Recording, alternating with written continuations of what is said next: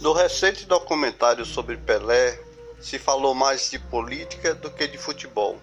Feito por uma das maiores plataformas de streaming do mundo, o filme usa Pelé apenas como pretexto para tratar do golpe e da ditadura militar.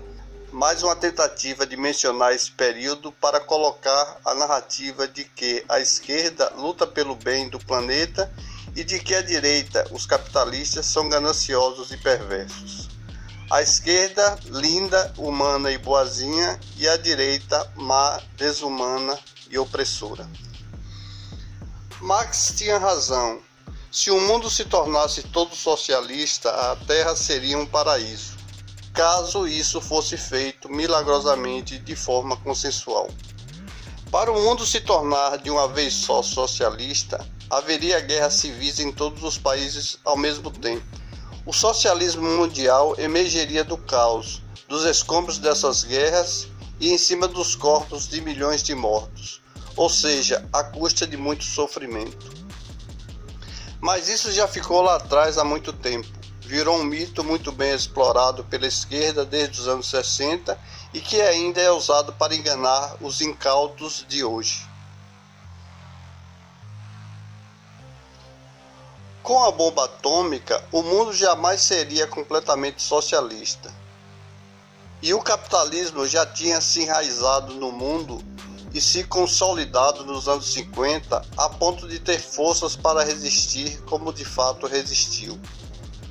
Acredito que os Estados Unidos realmente promoveram as ditaduras na América Latina. Acho até que não foi uma ação dos Estados Unidos, mas do capitalismo internacional do qual eram líderes. Mas, do contrário, haveria sangrentas guerras civis em todo o continente sul-americano, como ocorreu no Vietnã e na Coreia. Os Estados Unidos não deixariam ocorrer novamente o que se deu em Cuba. Se os Estados Unidos tivessem intervido, Cuba não seria socialista. Eles aprenderam a lição. Para não passar por um novo Vietnã, os Estados Unidos acharam melhor fazer os golpes militares e exterminar algumas centenas de comunistas a encarar longas guerras com milhares de mortos. Isso foi monstruoso? Foi. Mas talvez a via socialista fosse mais destrutiva ainda. Poderíamos ter uma terceira guerra mundial e o risco de uma guerra nuclear.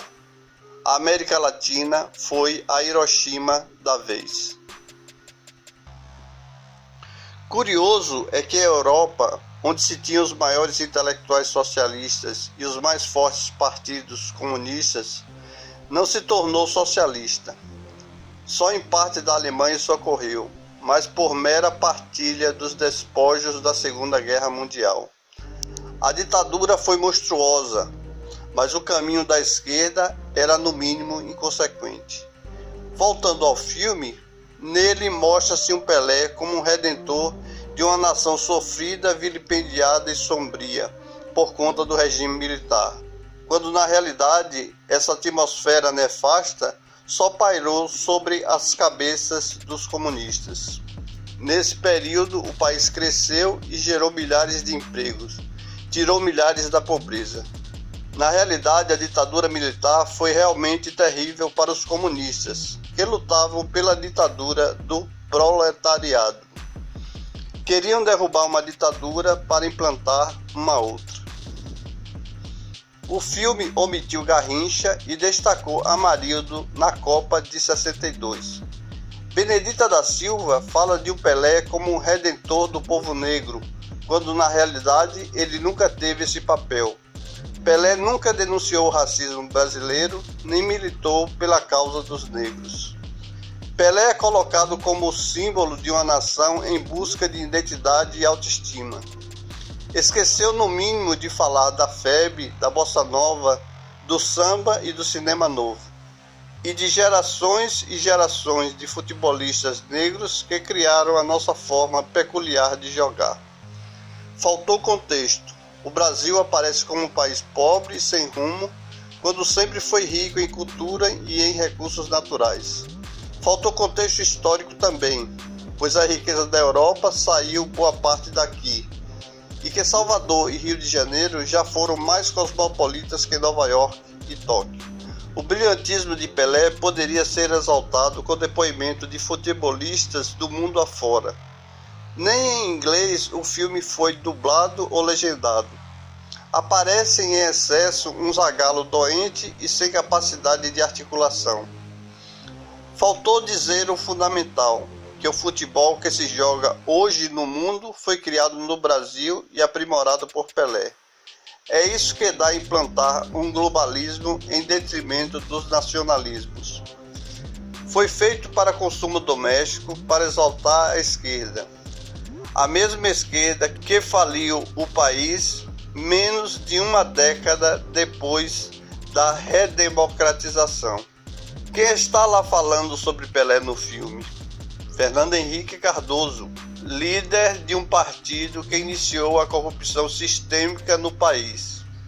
A esquerda usou Pelé para fazer sua propaganda, como sempre faz com todos e com qualquer um, pois para seus adeptos o fim, a revolução justificam os meios. O socialismo hoje em dia é inviável. Todas essas narrativas de exaltação da esquerda são destinadas a instituir o capitalismo de Estado como existe na China. Essa é a jogada dos megacapitalistas. Mais uma narrativa lacrativa dessa poderosa plataforma de streaming.